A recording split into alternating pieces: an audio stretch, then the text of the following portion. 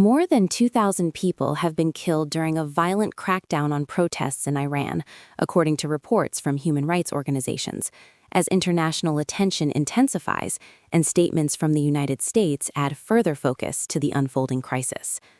The reported deaths come amid widespread unrest across the country, triggered by economic pressures and rapidly evolving into broader political demands. As conflicting accounts emerge from Iranian officials and independent groups, the true scale of the violence remains difficult to verify, compounded by an ongoing internet blackout that has restricted communication and reporting from inside the country. A U.S.-based human rights group, the Human Rights Activist News Agency, known as HRANA, has said it has confirmed the deaths of at least 1,850 protesters over a period of 17 days.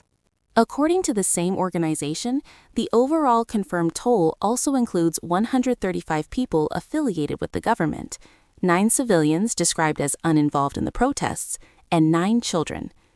HRANA reported these figures despite what it described as a near-total shutdown of internet access, which has made independent verification of events increasingly challenging. The group stated that the total number of confirmed deaths had reached at least 2,003, while it continued to review reports of a further 779 possible fatalities linked to the unrest.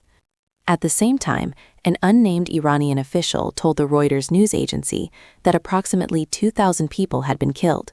However, the official attributed the deaths to what he described as terrorist activity. The official did not provide a detailed breakdown of the figure or specify how many of those killed were protesters, security personnel, or civilians. Reuters reported that the official said terrorists were responsible for the deaths of both protesters and members of the security forces. The developments come as U.S. President Donald Trump has made a series of public statements regarding the situation in Iran. President Trump said he would attend a meeting focused on Iran on Tuesday evening and pledged to obtain what he described as accurate death toll figures. Speaking to reporters while returning to the White House, President Trump said that the scale of the killings appeared significant, but added that the full details were not yet known with certainty. He stated that once reliable numbers were confirmed, the United States would respond accordingly.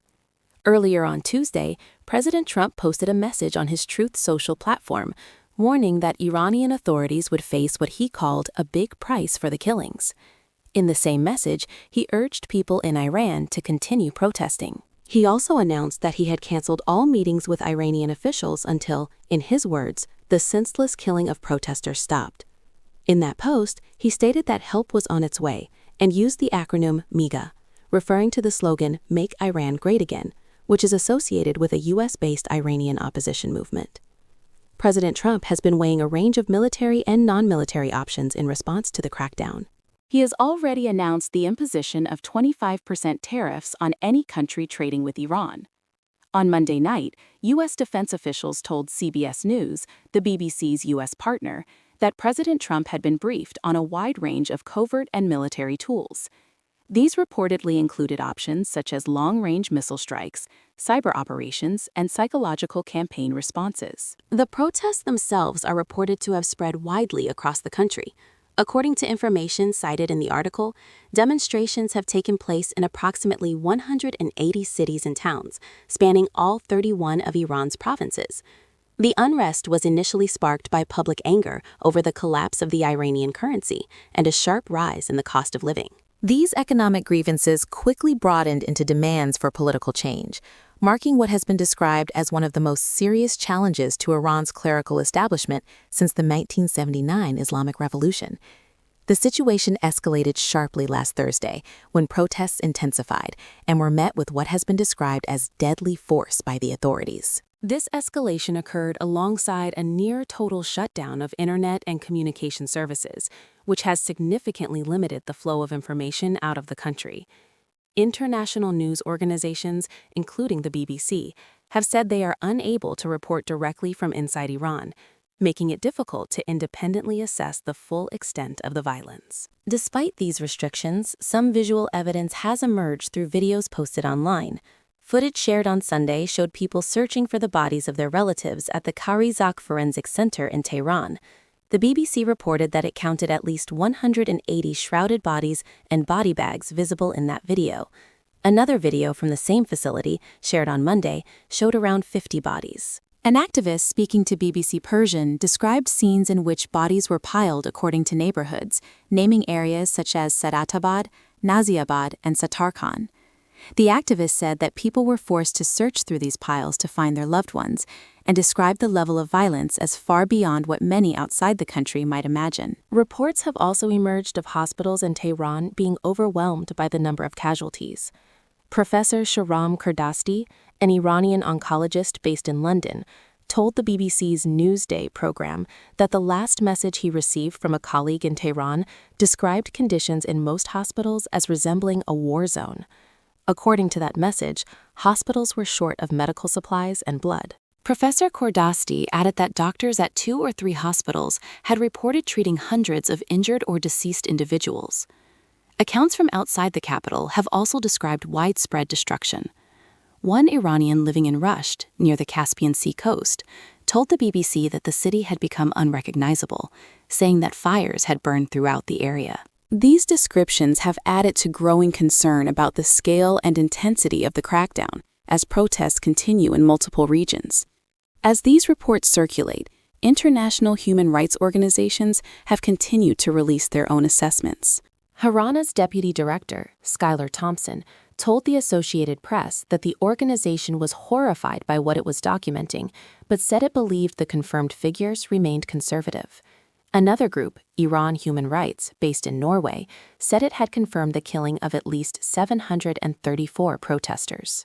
Its director, Mahmoud Amiri Moghadam, told the AFP news agency that those figures were based on information from fewer than half of Iran's provinces and less than 10% of the country's hospitals, adding that the real number of those killed was likely much higher. As the unrest in Iran has continued to unfold, additional details have emerged regarding the scale of the violence, the response of Iranian authorities, and the challenges faced by independent observers attempting to assess the situation. Human rights organizations, international media outlets, and eyewitness accounts have all contributed fragments of information, though the ongoing restrictions on communication have made comprehensive verification difficult. The result has been a complex and often conflicting picture of events on the ground. Harana reported on Tuesday afternoon that, in addition to confirming the killing of at least 2,003 people during the unrest, it was actively reviewing reports of another 779 deaths. The organization said it was continuing its verification process, despite the severe limitations caused by the internet shutdown.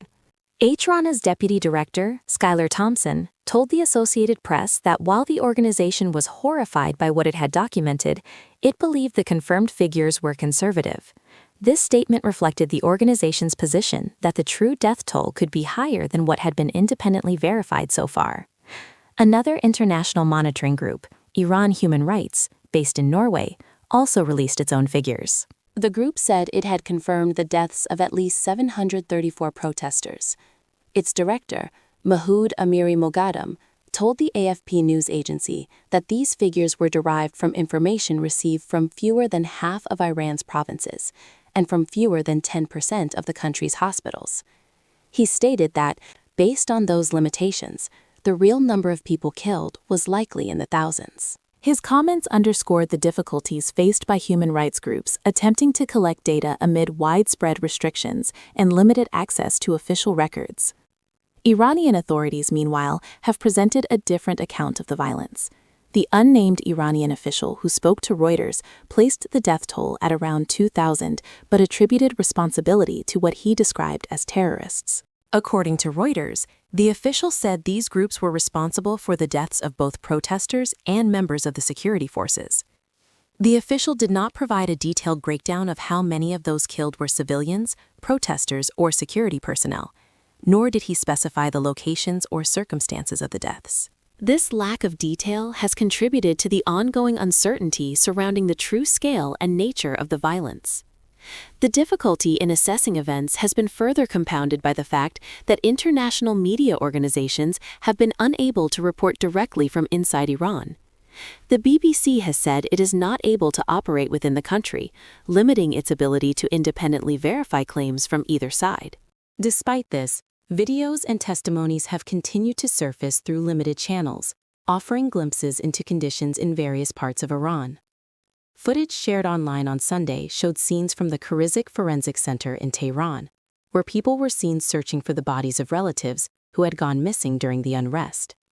The BBC reported that it counted at least 180 shrouded bodies and body bags visible in the video. Another video from the same facility, shared on Monday, showed approximately 50 bodies. These images have become some of the most widely cited visual evidence of the scale of fatalities during the crackdown. An activist who spoke to BBC Persian described how bodies were reportedly gathered from different neighborhoods and arranged accordingly at the forensic center. The activist said people would go to the section corresponding to their area, such as Sarababad, Naziabad, or Satarkhan, and search for their loved ones there. The activist added that the intensity of the violence used by authorities was far greater than what many might assume, based on what was visible in these scenes. Hospitals in Tehran have also reportedly struggled to cope with the influx of casualties. Professor Shahram Kordasti, an Iranian oncologist based in London, spoke to the BBC's Newsday program on Tuesday about the situation. He said the last message he received from a colleague in Tehran described conditions in most hospitals as resembling a war zone. According to that message, hospitals were facing shortages of medical supplies and blood. Professor Kordasti added that doctors at 2 to 3 hospitals had told him they had treated hundreds of injured or dead people. These accounts have highlighted the strain placed on Iran's medical system amid the ongoing unrest. Outside the capital, reports have painted a picture of widespread damage and disruption. An Iranian living in Rasht, a city near the Caspian Sea coast, told the BBC that the area had become unrecognizable. The individual said that fires had burned throughout the city, leaving visible destruction in many places. While such accounts cannot be independently verified, they add to the broader narrative of unrest extending beyond Tehran and affecting multiple regions across the country. At the international level, attention has remained focused on the response of the United States. On Monday night, U.S. defense officials told CBS News that President Trump had been briefed on a broad range of covert and military options. These reportedly included long-range missile strikes, cyber operations, and psychological campaign responses. The briefing reflected the range of tools under consideration as the U.S. administration assessed how to respond to the situation in Iran. At the same time, Iranian officials have issued their own statements addressing both domestic unrest and international reactions. Iran's foreign minister, Abbas Araghchi, told Al Jazeera that Iran was ready for diplomacy but also prepared for other options.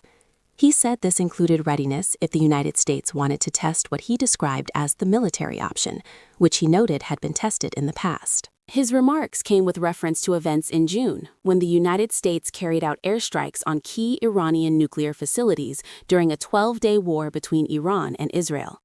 Araghchi also said that the Iranian government had been in dialogue with protesters.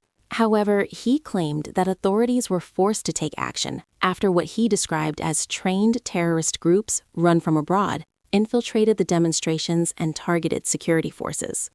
These comments echoed statements made by Iran's supreme leader, Ayatollah Ali Khamenei. On Monday, Khamenei told supporters at state-organized rallies across the country that plans by foreign enemies, which he said were meant to be carried out by domestic mercenaries, had been neutralized.